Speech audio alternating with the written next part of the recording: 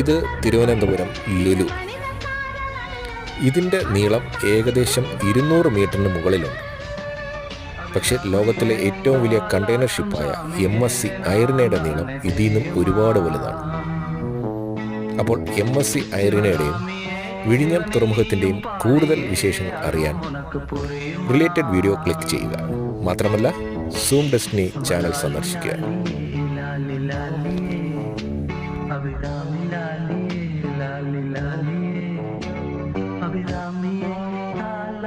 சாமியே நான் தானே தெரியும்.